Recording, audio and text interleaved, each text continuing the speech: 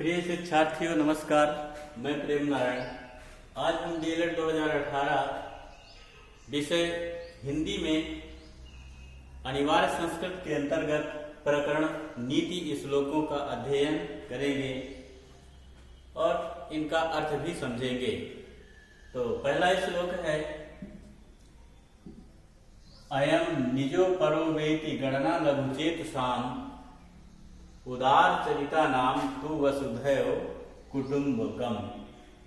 अयम निजो परो वेति, जब इस शब्द का संधि विच्छेद किया जाएगा तो रूप बनेगा अयम निजः परो वेति गणना लघु चेत साम। यहाँ पर लघु चेत साम शब्द का अर्थ है छोटी सोच वाले। छोटी चेत साम, छोटी सोच वाले, छोटी समझ वाले। जो छोटी समझ वाले होते हैं, जो संकुचित बुद्धि वाले व्यक्ति होते हैं, वह क्या किया करते हैं, अयम निजः, यह अयम, यह निजः मेरा है, और परोवेति यह दूसरे का है। यानी जो छोटी सोच वाले, छोटी बुद्धि वाले व्यक्ति होते हैं, वह हमेशा छोटी छोटी बातों को लेकर के लड़ते झगड़ते रहते हैं और यह कहते रहते हैं कि यह मेरा है और यह दूसरे का है, ऐसी गणना करते फिरते रहते हैं। लेकिन जो उदार चरित्र वाले व्यक्ति होते हैं, बड़ी सोच वाले व्यक्ति होते हैं, वह छोटी छोटी बातों पर कभी भी लड़ाई और झगड़ा नहीं करते और वह संपूर्ण पृथ्वी को वसुधा एव, यानी संपूर्ण पृथ्वी ही, संपूर्ण संसार ही उनके लिए कुटुंब परिवार होता है। यानी जो महान महापुरुष होते हैं, उदार चरित्र वाले व्यक्ति होते हैं, जो महात्मा होते हैं, सज्जन होते हैं, उनके लिए सारा संसार, सारी पृथ्वी ही परिवार की तरह होती है। और जो छोटी बुद्धि वाले, सोच वाले व्यक्ति होते हैं, वह अपने और पराये को लेकर के हमेशा लड़ते और झगड़ते रहते हैं।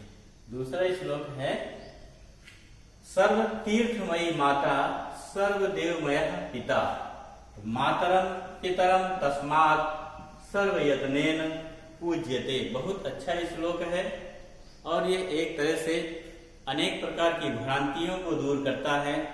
लोग ईश्वर की आराधना या ईश्वर को प्राप्त करने के लिए पता नहीं कहां कहां तक जाते हैं, क्या क्या नहीं करते, और जो घर में विराजमान साक्षात ईश्वर होते हैं, माता और पिता के रूप में जो साक्षात ईश्वर होते हैं, उनका तिरस्कार और उनका अपमान करते हैं। तो इस दृष्टि से इस श्लोक का बड़ा ही महत्व है, इसको समझ लेते हैं। सर्व तीर्थमयी माता, यानी जो माता होती है वो सभी तीर्थों से बढ़ करके होती हैं। यदि माता की सेवा कर ली जाए, उनकी पूजा अर्चना कर ली जाए, तो किसी भी तीर्थ जाने की जरूरत नहीं होती। सारे तीर्थों के फल घर में ही मिल जाया करते हैं। सर्वदेवमय पिता, उसी प्रकार से जो पिता होते हैं वह भी सभी देवताओं के समान होते हैं। इस प्रकार अपने माता और पिता का हमेशा सम्मान करना चाहिए और उनका कभी भी अपमान नहीं करना चाहिए। क्योंकि तस्मात्, इसलिए मातरम पितरम तस्मात् सर्वयत्नेन पूज्यते। तस्मात्, इसलिए माता और पिताजी की सब प्रकार से सभी यत्नों के या यत्न पूर्वक पूजा करनी चाहिए, उनका आदर करना चाहिए, उनका सम्मान करना चाहिए, और इससे बढ़ करके कोई भी पुण्य नहीं मिल सकता। तो जो व्यक्ति अपने माता और पिता का सम्मान करता है, आदर करता है, उसको किसी भी तीर्थ स्थान जाने की कोई जरूरत नहीं होती, उसको घर बैठे ही सारे पुण्य मिल जाया करते हैं। अगला श्लोक है, प्रिय वाक्य प्रदानेन सर्व तुष्यन्ति जन्तवः। प्रिय वाक्य प्रदानेन सर्वे तुष्यन्ति जन्तवः तस्मात् एव वक्तव्यम् वचने का दरिद्रता। तो ये भी श्लोक बहुत अच्छा है। इसका भाव यह है कि हमें मधुर बोलने में बिल्कुल भी संकोच नहीं करना चाहिए, क्योंकि जो कुछ भी हम अच्छी वाणी के द्वारा प्राप्त कर सकते हैं वह कठोर बोल करके नहीं प्राप्त कर सकते। तो प्रिय वाक्य प्रदानेन सर्वे तुष्यन्ति जन्तवः। प्रिय वाक्य प्रदानेन, वाक्य प्रदानेन का अर्थ है वाक्य बोलने से, वचन बोलने से, वाणी बोलने से, प्रिय वाणी बोलने से। इस संपूर्ण वाक्य का अर्थ है प्रिय वाणी बोलने से, मधुर वाणी बोलने से सभी जीव जंतु प्रसन्न हो जाते हैं। तुष्यन्ति का अर्थ है खुश होना। तो प्रिय और मधुर वाणी बोलने से सभी जंतु, जीव जंतु यानी मनुष्य ही नहीं, जो अन्य जीव जंतु होते हैं वह भी प्रसन्न हो जाया करते हैं। इसलिए तस्मात् एव, तस्मात् का अर्थ है इस कारण से या इसलिए, वक्तव्य बोलने में, मधुर बोलने में, इस प्रकार मधुर बोलने में का दरिद्रता, कंजूसी कैसी, का करता है कैसी, कंजूसी कैसी, मधुर बोलने में कंजूसी नहीं करना चाहिए और हमेशा यह प्रयास होना चाहिए कि व्यक्ति का व्यवहार मधुर हो और वह मधुर ही बोले। तो प्रशिक्षु अगला श्लोक है पृथिव्याम त्रीणि रत्नानि जलमन्नम सुभाषितम मूढ़ैः पाषाण खंडेषु रत्न संज्ञा विधीयते। तो विद्वानों ने ठीक ही कहा है कि पृथिव्याम, इस पृथ्वी में त्रीणि रत्नानि, तीन ही रत्न हैं। कौन कौन से? जल, अन्नम, सुभाषितम। जल का अर्थ है जल, अन्नम का अर्थ है भोजन और सुभाषितम यानी पानी, अच्छा भोजन और सुंदर वचन। तो पृथ्वी में तीन ही रत्न हैं। पृथ्वी में विद्वानों ने रत्न की संज्ञा तीन ही वस्तुओं को दिया है। पहला है जल और दूसरा है अन्न और तीसरा है मधुर वचन। सुभाषितम, मधुर वाणी या मधुर वचन। संसार में तीन ही रत्न हैं। मूढ़ैः पाषाण खंडेषु, मूढ़ैः का अर्थ है मूर्ख लोग, ना समझ लोग ही पाषाण खंडेषु, पत्थरों के टुकड़ों को, जैसे नीलम, लाल आदि जो मणियां होती हैं वो क्या है? पत्थर ही हैं। तो जो मूढ़ या मूर्ख व्यक्ति होते हैं वह पत्थर के टुकड़ों को ही रत्न का नाम दिया करते हैं। विधीयते का अर्थ है नाम देना, संज्ञा का अर्थ है नाम और विधीयते का अर्थ है कहना। यानी जो मूर्ख व्यक्ति होते हैं, नासमझ व्यक्ति होते हैं, उनके लिए ना तो जल का विशेष महत्व होता है और ना अन्न का महत्व होता है और ना सुंदर बोली का महत्व होता है। मूर्ख ही जो होता है और वह पत्थर के टुकड़ों को ही रत्न का नाम दिया करता है। जबकि विद्वानों ने पृथ्वी में तीन ही चीजों को रत्न माना है। पहला है जल, दूसरा है अन्न और तीसरा है सुंदर वचन।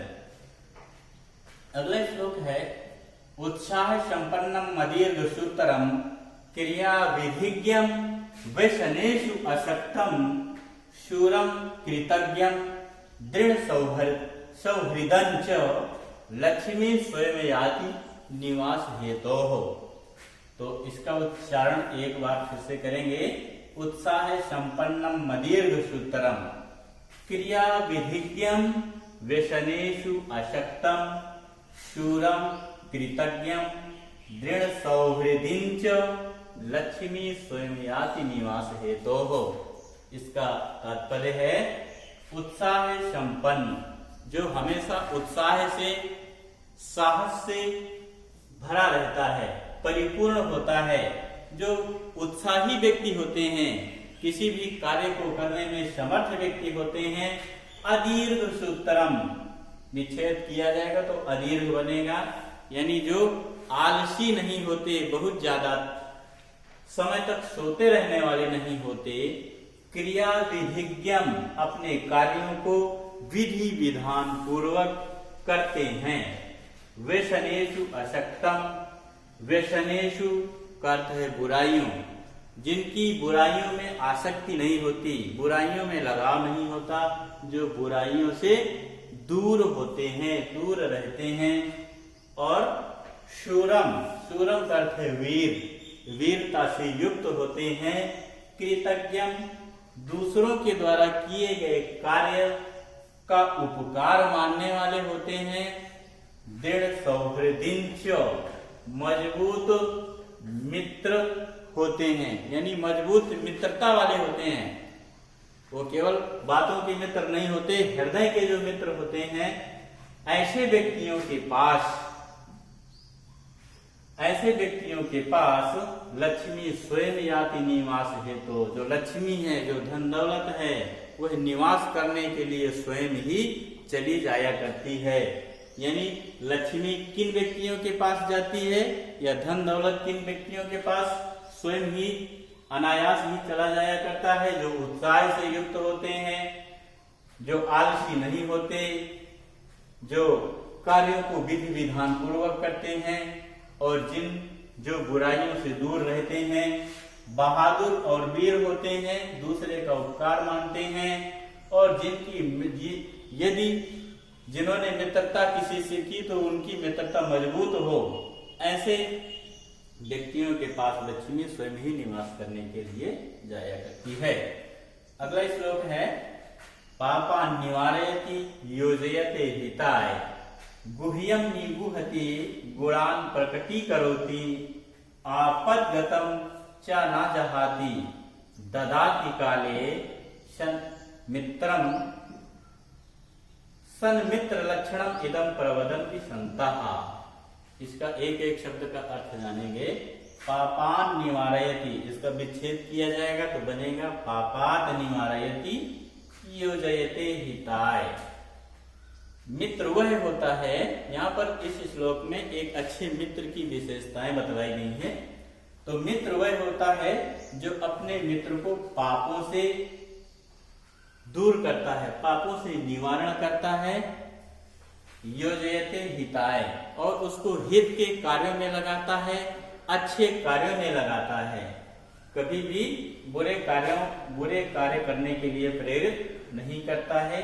गुह्यम निगुहति, गुह्यम करता है गोपनीय या दोषों को जो छिपा करके रखता है, निगुहत करके छिपाना। और गुणान प्रकटीकरत करोति, हमेशा अपने मित्र के गुणों की ही चर्चा करता है, यानी जो दोषों को छिपाता है और उसके गुणों की चर्चा करता है। आपद्गतम च न जहाति, और जो आपद्गतम करता है, आपत्ति आने पर या विपत्ति के समय भी साथ नहीं छोड़ता। ददाति काले, और हर समय वह साथ देने के लिए तैयार रहता है। तो संतः, यहाँ पर ये शब्द आया है संतः, सज्जनों ने, विद्वानों ने ऐसे ही व्यक्ति को मित्र कहा है। सन्मित्र लक्षणम इदम, यही एक सन्मित्र का विच्छेद किया जाएगा, बनेगा सतधन मित्र, अच्छा मित्र। विद्वानों ने इन्हीं बातों को एक अच्छे मित्र के लक्षण कहा है। तो ये अच्छे मित्र के लक्षण होते हैं। तो निष्कर्षतः ये मान लिया जाता है कि आपको ये श्लोकों का अर्थ समझ में आया होगा, और इसका लाभ आप लोगों को अवश्य मिलेगा। धन्यवाद, नमस्कार।